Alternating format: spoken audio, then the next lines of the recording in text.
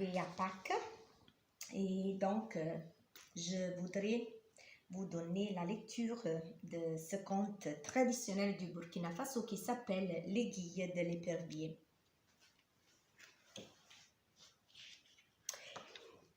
Et voilà, l'Afrique est un continent mystérieux où l'on raconte beaucoup d'histoires extraordinaires, des histoires aussi extraordinaires que celles de la poule et de l'épervier. La poule et l'épervier vivaient dans un paisible village de la campagne africaine. Ils étaient bons amis. Leur amitié était connue de tout le monde au village. Mais personne ne comprenait comment cela était possible. Pensez donc. L'épervier est un oiseau de proie. Il chasse des oiseaux et s'en nourrit. La poule, elle, est un oiseau qui se contente de vers de terre et de graines et qui ne vole pas. La poule et l'épervier sont vraiment très différents et pourtant ces deux-là s'entendaient à merveille. Ils se rendaient visite et s'aidaient.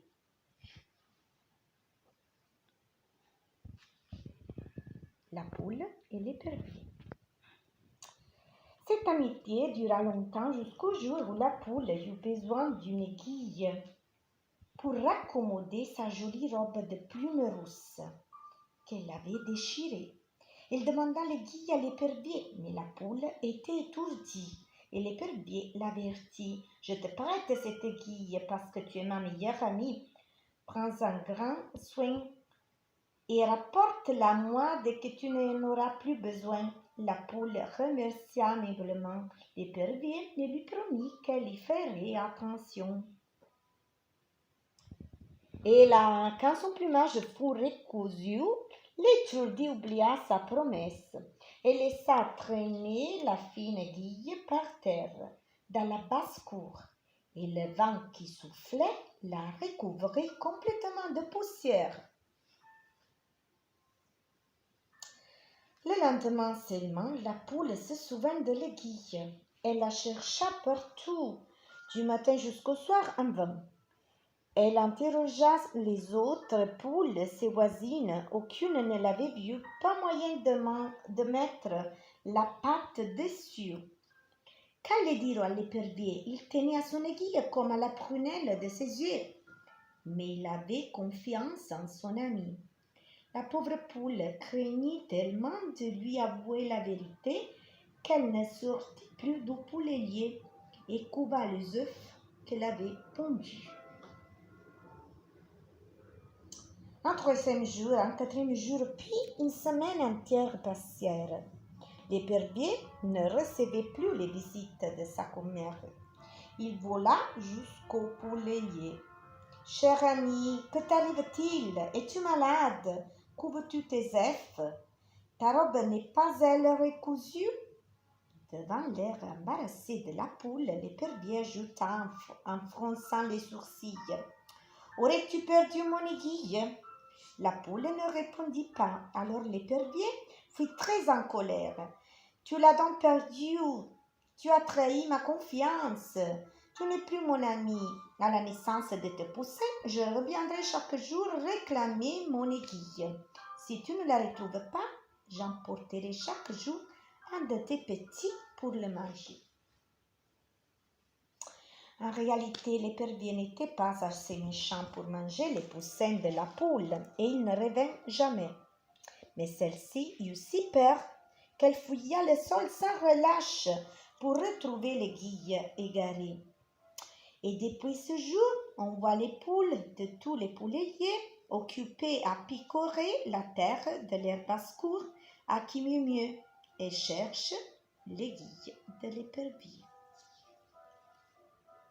Comme je vous ai dit, ce conte est né au Burkina Faso, pays des hommes intègres, pays qui est à la frontière de la Côte d'Ivoire, du Ghana, du Togo, du Bénin, du Niger, du Mali. La capitale est Ouagadougou. Et nous, Kamnaïnéré, on a une petite association au Burkina Faso pour aider les enfants. Donc, aidez-nous a aider dans ce moment où il y a le coronavirus partout et au Burkina aussi. E per le italienne. E questo racconto, bambini, è un racconto tradizionale del Burkina Faso. I protagonisti sono due animali molto diversi, l'aquila e la gallina. Sono molto amici, benché l'aquila, sapete, mangia animali, mentre la gallina mangia un po' di mais, mangia quello che c'è per terra, finché un giorno la gallina, che è un po' spennata, chiede all'aquila di prestarle un ago per ricucire appunto tutte le sue piume, con la promessa di restituirglielo. Purtroppo lei si dimentica e, un po' stordita, un po' distratta, perde quest'ago. Quando l'aquila reclama l'ago, lei non sa che dire, dice e allora l'aquila la minaccia, dice: bene, tu stai covando le uova, io verrò ogni giorno a prendermi uno dei tuoi pulcini. Ma l'aquila non era così malvagia, per cui non tornò più a fare visita alla sua amica, la gallina. La gallina ebbe così paura che da quel giorno cominciò sempre a beccare nell'aia per cercare quest'ago, per cui se oggi vediamo ancora tante galline beccare è perché cercano quest'ago mai ritrovato. E con ciò je vous souhaite bon Pâques, vi auguro buona Pasqua da parte mia, di tutta l'associazione Camena Inere.